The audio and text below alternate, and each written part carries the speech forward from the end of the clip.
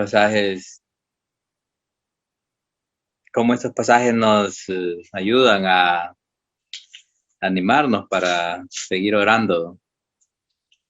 La oración es una de las cosas que más ataca a Satanás para que nosotros no la hagamos, ya que es una de las armas que Dios nos ha dejado para esta lucha espiritual que nosotros tenemos. A veces queremos orar, pero cuando vamos a orar hay otras cosas que están ahí que no nos permiten orar. O a veces queremos orar, pero no oramos. Entonces, es una lucha, igual que ustedes, yo también. Y ninguno de los que me escuchan esta noche va a decir que no lucha, ¿verdad? Con lo que es la oración. Es bien difícil mantener una vida de oración constante también.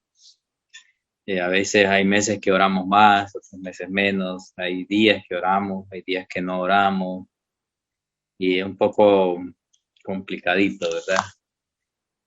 En esta noche quiero compartir algunos pasajes bíblicos que nos motivan a orar, nos animan a orar, y son pasajes bíblicos pues que desde antes están aquí, han ayudado a otros creyentes también en esta lucha y en estos tiempos que nadie puede decir que no necesita de Dios, ¿verdad?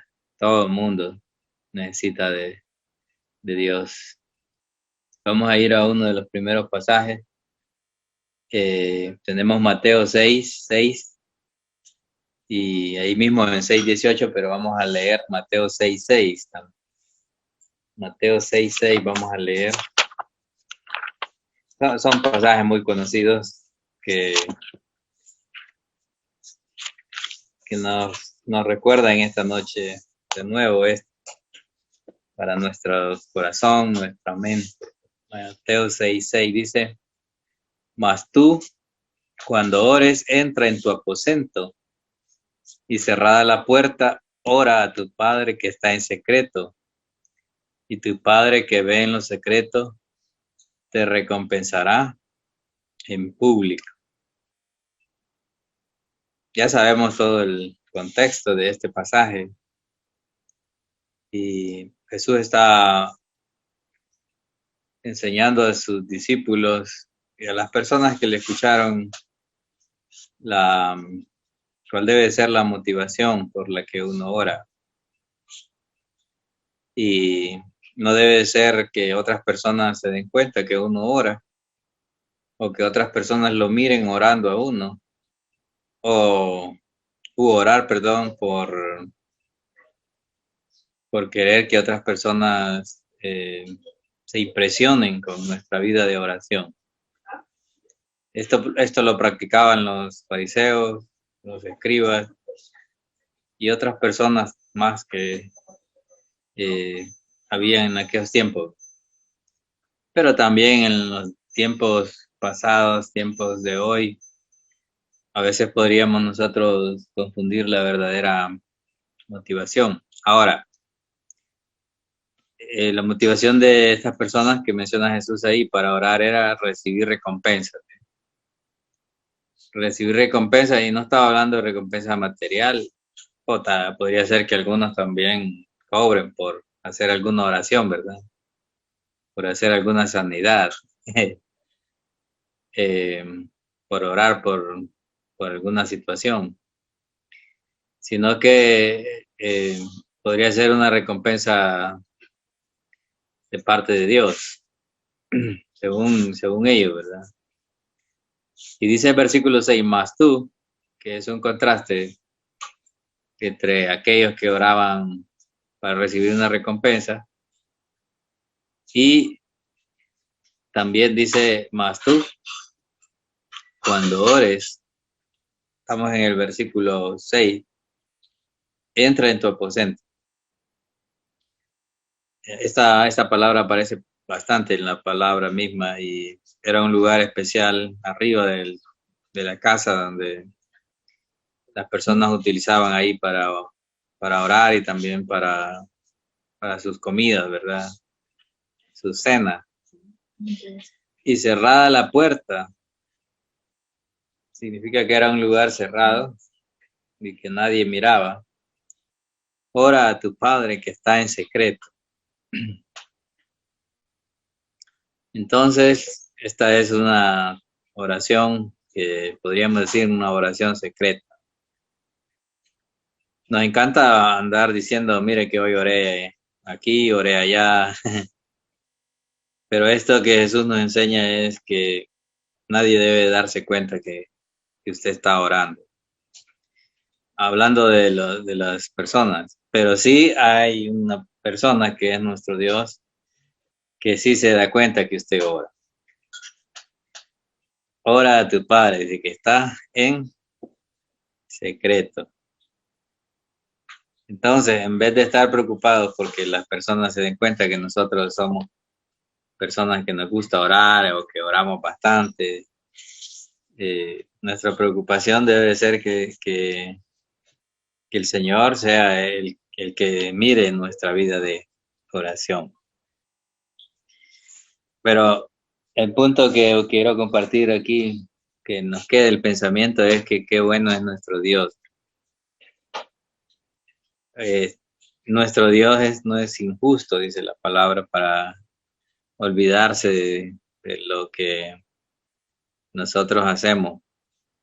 Dice, y tu Padre que ve en lo secreto. No hay nadie que pueda esconderse del Señor. El Señor mira todo, todo, todo, todo. Entonces, aún las cosas que la gente no mira, el Señor mira. El Señor es el que sabe cuánto ora usted, por qué ora, cuál es el motivo de su oración. Y mire qué bueno es Dios, dice, y tu Padre que ve en lo secreto te recompensará en público. Y aquí está, entonces, aunque nosotros no debemos de esperar que Dios nos recompense, pero como Él quiere hacerlo, y no me pregunten qué tipo de recompensa, porque solo el Señor sabe qué tipo de recompensa puede dar, ¿verdad? Solo el Señor sabe. Ahora, que va a hacer algo público, sí, mire, va a hacer algo, pero no es que el Señor va a poner ahí en la mente de las personas que usted de oración y que no, de alguna forma Dios va a recompensar lo que usted hace en secreto. Ahora, ¿por qué esa recompensa? ¿Por qué? Porque la oración es como un trabajo bien fuerte en la obra de Dios. Ignoramos, hermanos, cuántos hermanos de la iglesia están orando por la obra de Dios. No dicen ellos, pero el Señor conoce sus intenciones. El Señor conoce su corazón, porque Él mira en lo secreto. Y si usted está haciendo eso, tarde o temprano, el Señor le recompensará en público. Y podría ser que no en medio de la iglesia, podría ser que en otros lugares, ¿verdad? Que en otras partes, donde el Señor quiera recompensarle a usted. Esto lo hemos podido ver a través de todo este tiempo que hemos estado sirviendo al Señor. Cómo el Señor recompensa a aquellas personas que sacrifican su vida, su tiempo, para orar en secreto al Señor.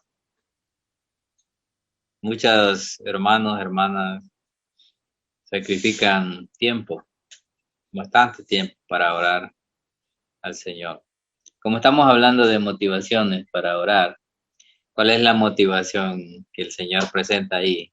Que Él va a dar una recompensa. No sabemos, porque el Señor tiene sus propias formas de recompensar, pero ya en la Biblia podríamos ver alguna recompensa, ¿verdad? Se menciona uno de los titanes de la oración en el libro de Lucas, ¿verdad? Y la recompensa de este hombre es que no morirías hasta que mirara al Salvador. Qué bendición, ¿verdad? De este hombre. Qué bendición. Este hombre oraba entonces, ¿por qué? Para que viniera el Mesías, para que viniera a instaurar el reino de Dios, el reino de los cielos, perdón. El reino de los cielos que significa el reinado de Cristo aquí en la tierra. Qué recompensa más grande que el Señor le dio a este hombre. Otros han sido recompensados con hijos muy, pero muy buenos, ¿verdad? Otros han sido recompensados económicamente también. Dios les ha bendecido, Dios les ha prosperado. Otros con salud. Y así podríamos, ¿verdad? Ir mencionando tantas recompensas con buen nombre también, como dice el libro de Proverbios, ¿verdad? Que es mejor el buen nombre que la plata, que las piedras preciosas. No va a andar siendo mencionado, ¿verdad? Que va preso o que usted es un tramposo y no, sino que con un buen nombre significa que el Señor le ha puesto en alto delante de las otras personas. Bueno, lo importante es que hay una recompensa, ¿verdad? Hay una recompensa. Aunque realmente si no lo hubiera, siempre nosotros oraríamos con todo gozo y con toda alegría. Pero como el Señor es justo y no se queda con nada, Él va a recompensar, ¿verdad? Todo el esfuerzo que usted haga. Ahora, recuerde cuándo es que hay la recompensa. Cuando esta oración es en secreto, ¿verdad? Es en secreto. Ahora, hay oración pública, bíblica también, ¿verdad? Cuando todo Israel era congregado a la oración, o cuando los apóstoles anunciaban a la iglesia, ¿verdad? Entonces, no es que no vamos a orar en público, no, sino aquí está hablando de la oración en secreto, ¿verdad? Y que nadie sabe que usted está orando, nadie se da cuenta, pero el Señor está viendo esta actitud de su corazón, ¿verdad? A saber cuántas personas oraron para que usted se convirtiera, ¿verdad? Y nadie se dio cuenta, pero el Señor, de alguna forma, recompensó a esas personas o está recompensando o recompensará, ¿verdad? Saber cuántos hermanos oran para que Dios nos mantenga fieles, firmes a nosotros. Yo a veces le doy gracias a Dios por muchos hermanos y hermanas que han orado por mí. Y le digo, Señor, si esas hermanas no oraran por mí, qué tiempo que yo me hubiera ido de tu obra, ¿eh? Así que gracias, Señor, por esas hermanos que yo no conozco, pero tú sí los conoces. Bendíceles. El apóstol Pablo le decía al Señor que prosperara la vida de aquellos hermanos que oraban por él y por la obra de Dios, ¿verdad? El Señor recompensa. Muy bien. Dos, al practicar la oración, hermanos, también hace posible que el poder de Dios pueda quitarnos el afán y llegue la paz a nosotros. Filipenses 4:6-7. Filipenses 4:6-7. No vamos a decir que es en sí el acto de orar, ¿verdad? Sino que es el Señor, pero es a través de ese acto de orar que el Señor se manifiesta.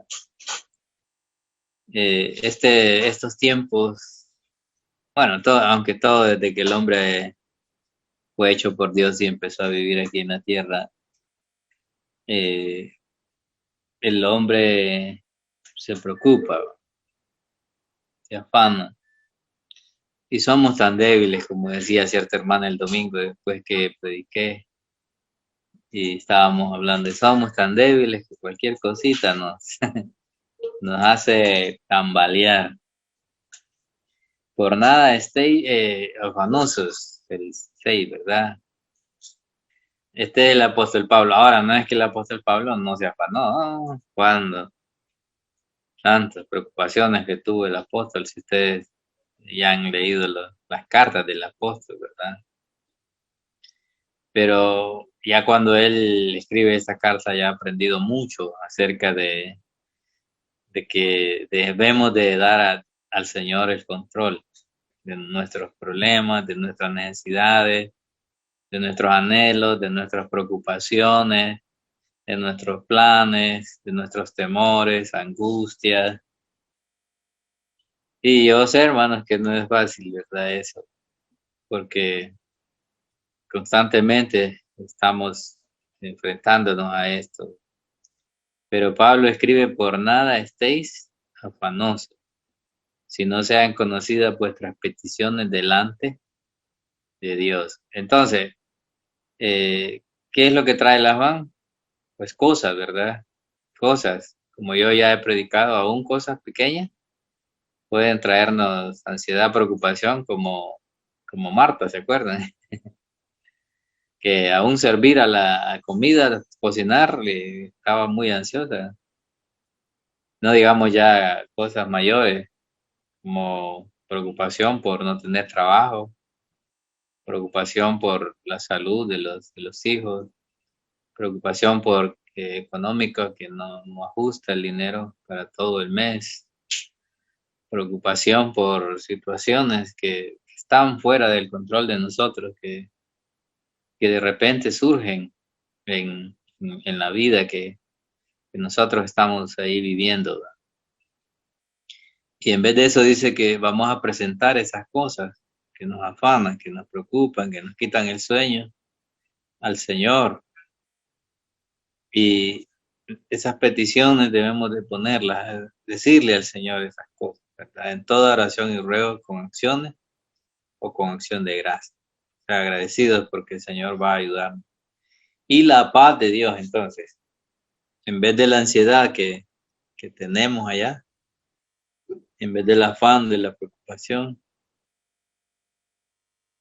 eh, Dios dice que va a dar su paz.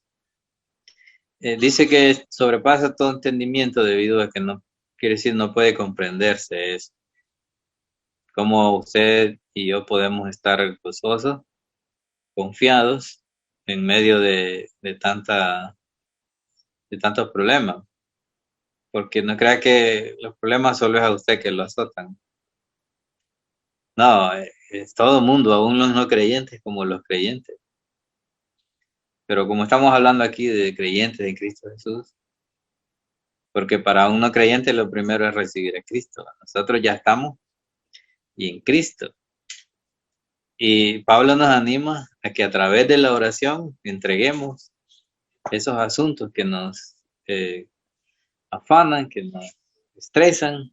Ese es el término moderno, ¿verdad? Para el antiguo, el estrés.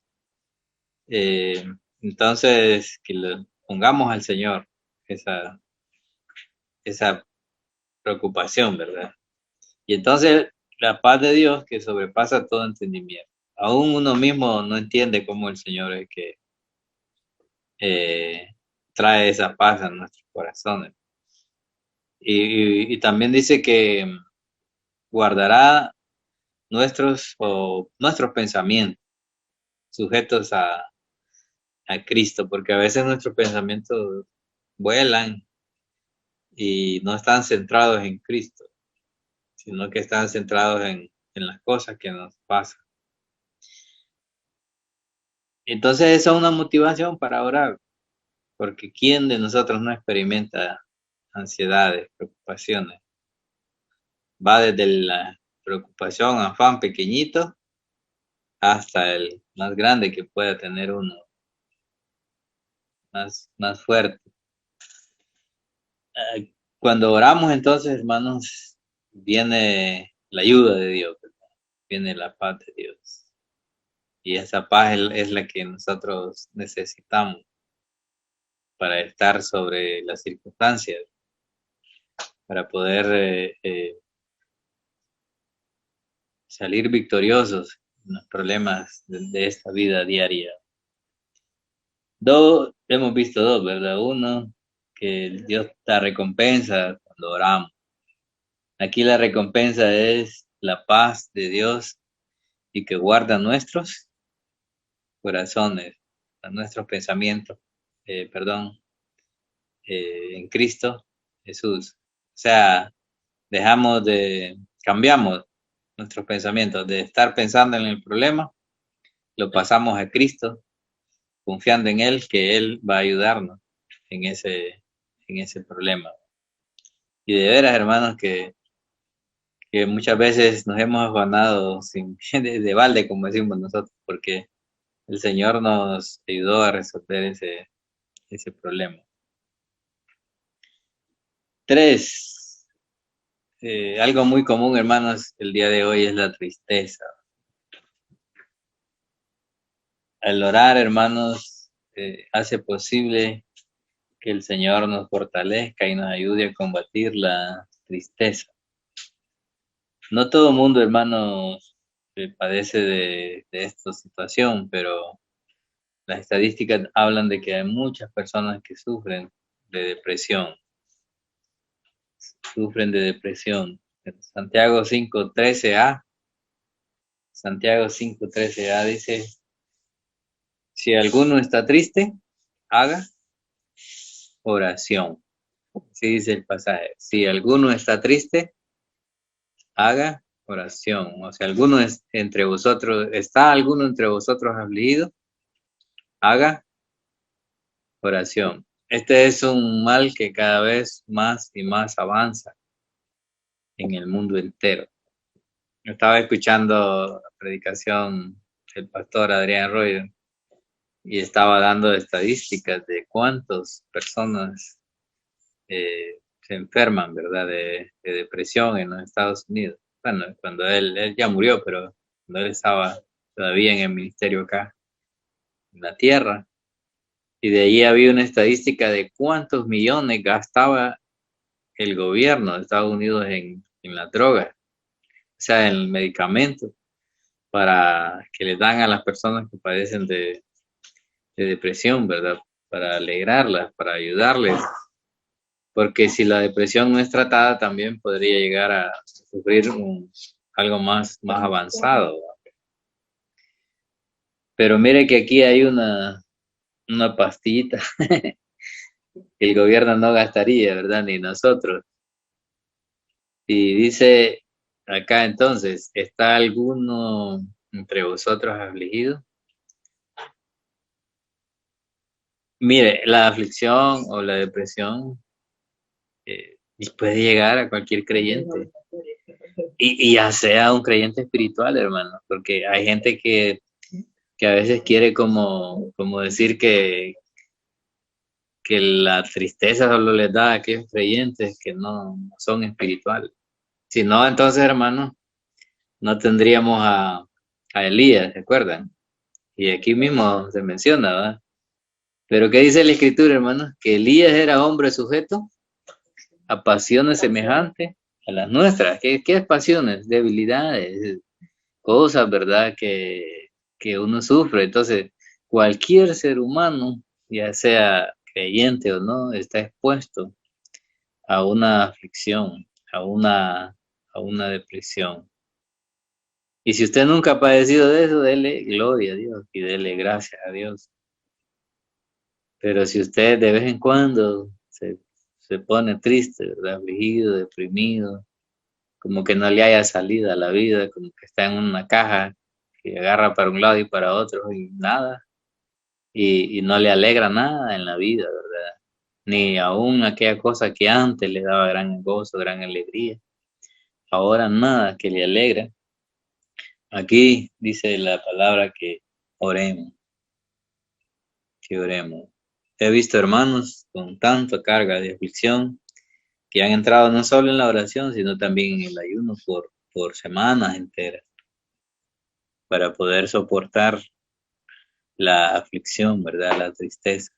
Y hay muchas razones por las que uno se pone triste y no, esta noche no es para decirlas por qué, ¿verdad? Sino la medicina.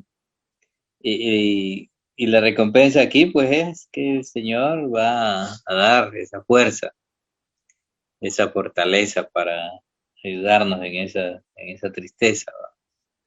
En esa depresión. Hay algunos que pasan afligidos un día, ya en la noche están alegres, pero hay otros que les dura una semana, un mes, un año, 2 años, y hay unos que mucho tiempo. Spurgeon fue un gran predicador de Inglaterra, y este fue uno de los eh, males que a él le quejaba, ¿verdad? La depresión.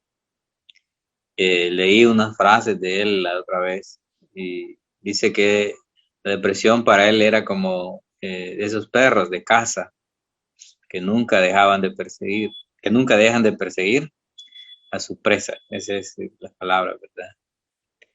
La depresión es para él, dice, como uno de esos perros de casa que nunca dejan de perseguir a la presa. Y fue un gran hombre utilizado por el Señor, pero padecía de esto, ¿verdad? Entonces quiere decir que este hombre oraba mucho para poder aliviar la tristeza. La recompensa aquí entonces de orar es que el Señor va a aliviar la tristeza. Arriba es que la paz de Dios y también que va a guardar nuestros pensamientos. 4. Jeremías 33:3, vamos a ir hoy acá. Es un pasaje muy conocido. Jeremías 33:3. Dice la escritura ahí en Jeremías 33:3, clama a mí y yo te responderé y te enseñaré cosas grandes y ocultas que tú no conoces. Para entender este pasaje, hermanos, tenemos que comprender lo que estaba sucediendo en este tiempo. Y he enseñado un poco acerca de Isaías, hermanos. No, perdón, de Jeremías. El contexto inmediato, él estaba preso, ¿verdad? Lo tenían preso. Y lo tenían preso porque la predicación de él es que el juicio de Dios venía sobre la gente. Y decían que este hombre era un mentiroso porque los otros profetas decían que era mentira, ¿verdad? Y que Dios más bien iba a darles la paz y la liberación y que todo estaba bien. Pero hermanos, como Jeremías sabía que el pecado estaba destruyendo a la nación, no podía mentirle, ¿verdad? Y además él ya sabía que Dios les iba a llevar a Babilonia. eh, por su pecado ellos tenían que ser disciplinados, ¿verdad? Pero, ¿cómo estaría la mente de este hombre en ese momento, de Jeremías?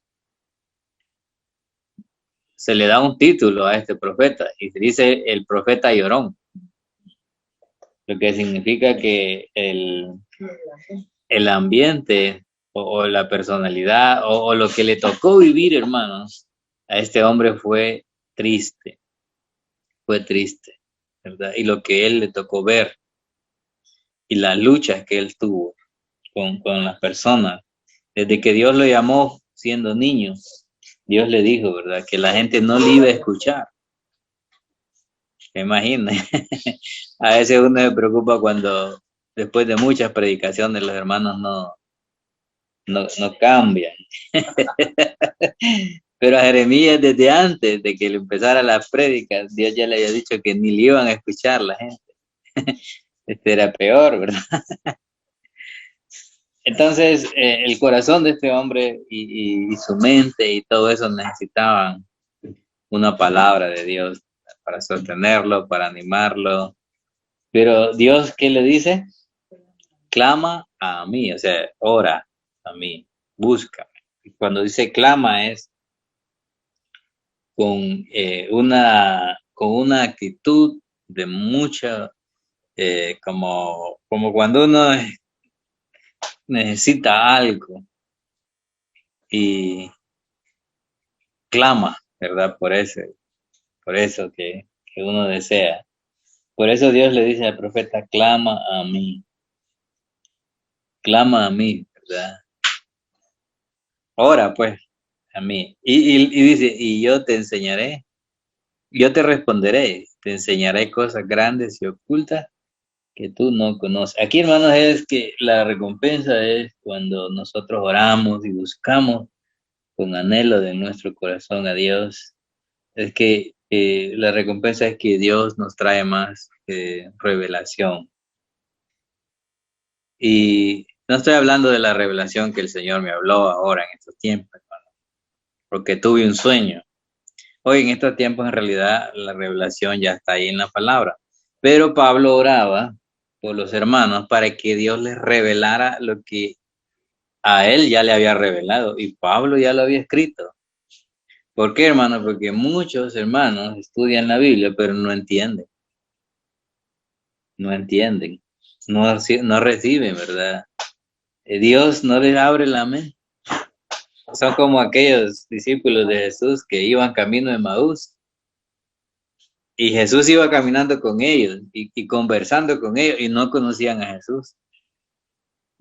Hasta que Jesús dice que abrió los ojos de ellos, pero no está hablando de los ojos físicos, porque ellos iban caminando y miraron al hombre que iba caminando. Estaba hablando de los ojos espirituales y dice, y comprendieron la palabra que Jesús les dijo.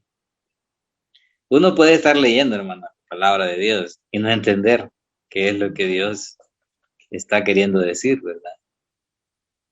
Y el profeta necesitaba, pero dice que tenía que clamar a él.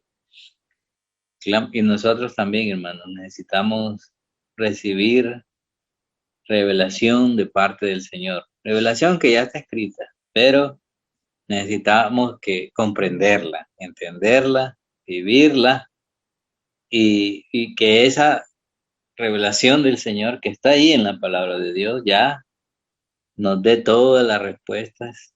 Si no, pues hay unas difíciles, ¿verdad? Que son las preguntas que uno tiene en la mente, pero por lo menos aquellas cosas que nos traen paz, ¿no? Que nos traen tranquilidad y que nos traen bendición también, ¿verdad? Y eso es lo que Dios le estaba prometiendo al profeta. Aunque más adelante sabemos de qué estaba hablando el Señor. Estaba hablando de toda la revelación de lo que vendría sobre la nación de Israel y de lo que vendría sobre este mundo. Porque Jeremías también escribió, hermanos, acerca de las cosas finales, ¿verdad? Que pasarán. 1 Corintios 2, 6, 9, ahí, para completar este pasaje. 1 Corintios 2, 6, 9. 1 Corintios 2, 6, 9. Este pasaje es muy, pero muy bonito. 1 Corintios. Dice Pablo, sin embargo, hablamos sabiduría entre los que han alcanzado madurez. Y sabiduría no de este siglo. Está hablando de la revelación del Evangelio. Ni de los príncipes de este siglo que perecen. Mas hablamos sabiduría de Dios en misterio. La sabiduría oculta, la cual Dios predestinó antes de los siglos para nuestra gloria. Oiga bien, Dios predestinó para la iglesia esta sabiduría oculta, la que ninguno de los príncipes de este siglo conoció, porque si la hubieran conocido nunca habrían crucificado al Señor de gloria. Antes bien, como está escrito, cosas que ojo no vio, ni oído yo, ni han subido en corazón de hombre, son las que Dios ha preparado para los que le aman. ¿Cuánto le ama usted al Señor? De tal forma que se desvela orando y buscando que Dios revele a su corazón estas cosas que ojo no vio, ni oído yo. Está hablando del Antiguo Testamento, porque esto no fue revelado ni a los profetas. Eso dice en Pedro, ¿verdad?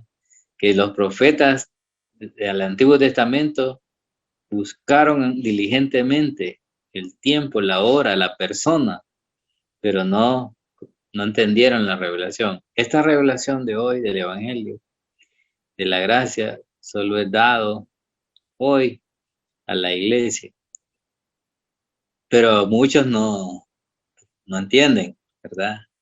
las nuevas revelaciones que el Señor ha dado. Por eso dice Pablo el 10, pero Dios nos las reveló a nosotros por el Espíritu, hablando a los apóstoles y a cualquier persona que ha alcanzado esta madurez, ¿verdad? De entender, no totalmente, pero por lo menos bastante, porque el Espíritu todo lo escudriña aún lo profundo de Dios, porque ¿quién de los hombres sabe las cosas del hombre, sino el Espíritu del hombre que está en él? Dios tiene siempre cosas nuevas para nosotros de revelación, ¿verdad?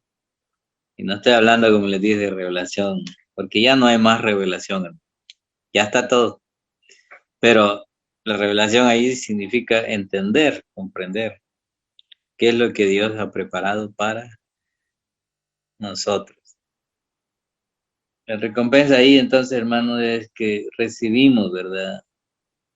Revelaciones grandes que han estado ocultas, pero que el Señor las ha revelado. Y eso llena nuestro corazón. ¿Por qué creen ustedes, hermanos, que Pablo dejó todo?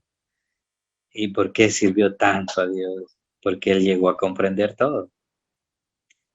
Él llegó a entender. Y por eso él se esforzaba y oraba y luchaba para que otros también comprendieran y entendieran la revelación del Señor. En realidad, hermanos, esto es una de las cosas que sostiene, ¿verdad?, la vida de un creyente, el conocimiento de la revelación de Dios. Ahí nos vamos a quedar, hermanos, porque también necesitamos orar, ¿verdad? Pero la oración, eh, cuando la practicamos, es de mucha bendición para nosotros. Ánimo, hermano. Ahorita empezamos el año y tenemos la gran oportunidad de orar todo este año. Bendiciones, hermanos.